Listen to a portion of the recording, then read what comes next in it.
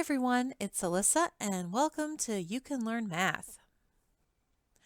So today we're talking about finding the zeros of a function.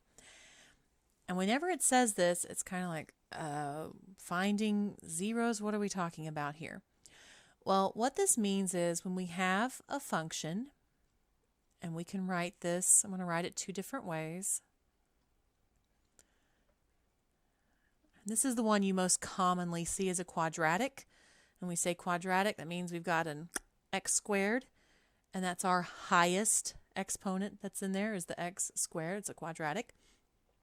So f of x equals x squared plus 6x plus 5, or, we could write it as y equals x squared plus 6x plus 5. They are both functions. Okay, so we're trying to find the zeros. Well, what that means is, and this is it, is we want to solve for x. What is x? When this whole thing equals 0. And it says find the zeros because guess what? There's many times, not always, two answers. There can be up to two answers would be the best way to say it. It can have no answers. It can have one answer. It can have two answers. Now, up until this point in algebra, a lot of times we're solving for things, they only have one answer. And we've kind of got that in our head of saying, yeah, like if it's, say, 5x plus 3 equals 13. I say, okay, all right, so I subtract 3 from both sides. I get 5x equals 10. Then I divide both sides. My stand is squeaking. I really hope that's not picking up the stand my laptop, so I'm going to try to hold it down so it doesn't squeak. Okay, I divide both sides by 5 and x equals 2. X is one thing. Like, how can x be two things? Doesn't even make sense. How is that possible? Okay, here's why. So I have some separate videos on these sort of steps in greater detail.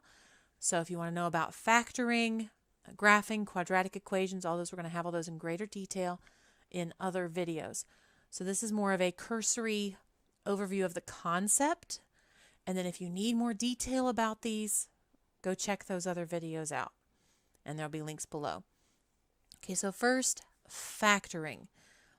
So if I wanted to factor, I'm going to get rid of one of these. If I wanted to factor this, we go through our factoring process and say, okay, I need something that multiplies to 5 but adds to 6 because I don't have any coefficient here in front of the x squared. I don't have any number there. So that's all I have to worry about. I don't have to worry about figuring if there's a coefficient in this spot. It's not a 0, that's a circle.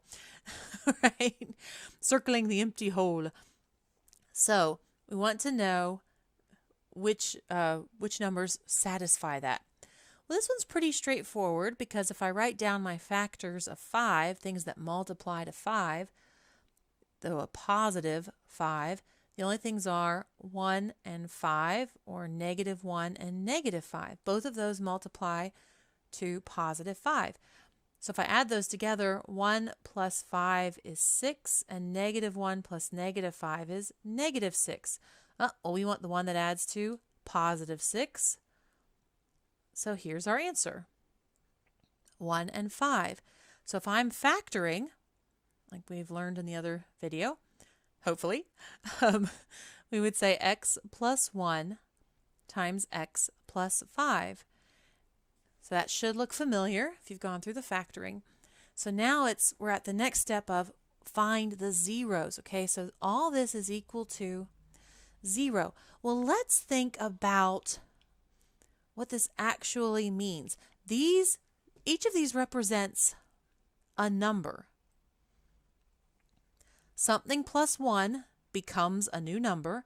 Something plus 5 becomes a number. So let's say if x was 3, it would be 3 plus 1 times 3 plus 5. So 4 times 8. That's what they are. Each of these, it's two numbers. X plus 1 becomes a new number. X plus 5 becomes a number. And these two numbers multiplied together equal 0. Okay, now this obviously is not true. I'm just representing it. So if I were to make this true, one of these numbers would have to be 0, right? Because if this were 0, that would be true. If this were 0, that would be true. And if both of them were 0, that would be true. But at least one of these has to be 0. So that concept that one of these two has to equal 0 for them to multiply together and get 0. So that's the concept we're working off of. So what we're going to do is we're going to take each one of these, x plus 1 and x plus 5, and we're going to say, what if it's the x plus 1 that equals 0? Okay, so to solve for x, I subtract 1 from both sides. X equals -1. Okay, so that's a possibility. Well, what if the x plus 5 is the one that equals 0? Let's try that. Subtract 5 from both sides. X equals -5. -1 and -5. That's what I'm saying. Either one of these will make this equation equal 0. -1 or -5. Well, let's try it. Let's just try it. I'm going to erase a little bit of this up here. Make it a little easier to see what's going on. Okay, -1 and -5. I'm going to make it so it's just that on the screen. All right, first -1. So I've got -1 squared plus 6 times -1 plus 5. And I also have a -5, so -5 squared plus 6 times -5 plus 5. All right, let's do this. So -1 squared is 1 plus 6 times -1 is -6 plus 5. All right, 1 plus -6 is -5. -5 plus 5, 0. All right, that one works. And our other one, -5 squared is 25 plus 6 times -5 is -30 plus 5. 25 plus -30 is -5. -5 plus 5 is, dun, dun, dun, 0. They both work. So those are my two answers that I got down here. Whoa, this is why I should always use a stylus and not a mouse. X equals -1 and x equals -5. Okay, so that is using factoring, and we're finding the zeros. But functions are also graphs, right? We can graph these things. And an x squared graph is going to be a parabola. Just our basic y equals x squared looks kind of like that. And then we've learned with parabolas, we can move the parabola. It can be upside down, it can be all these different sort of things. So what is this graph, y equals x squared plus 6x plus 5? What is that going to look at? And what does it mean that -1 and -5 are the zeros? Well, to answer that, let's jump over to the graphing calculator, and that's going to be on Desmos. So let's jump over there right now. All right, so here we are at Desmos, and I'm not affiliated with Desmos. I just think they're a good online free calculator. It's very nice to have at our disposal. So desmos.com/calculator, and I've put in f of x equals x squared plus 6x plus 5. I could also put in y equals x squared plus 6x plus 5. As you see, nothing changes, same difference. Now, we said our zeros are x equals -1 and x equals -5. And if I zoom in here, why, looky there. All right, so we've got there -1, 0, and -5, 0. As you may have predicted, if you were looking at this, we were plugging in numbers for x. we wanted to know when that would make y equal 0. And look, on our graph, these are the numbers for x. If we plug it in, y equals 0.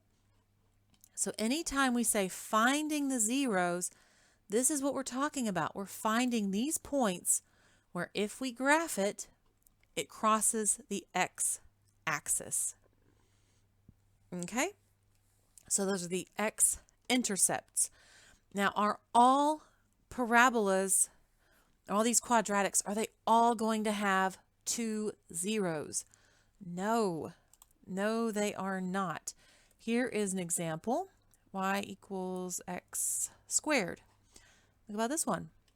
There is 1 0. There is one spot where x squared is equal to y. 0 squared is equal to 0. That's it. There's 1 0. And this happens where it just touches, just kisses the line. Just a slight little poop, touches it.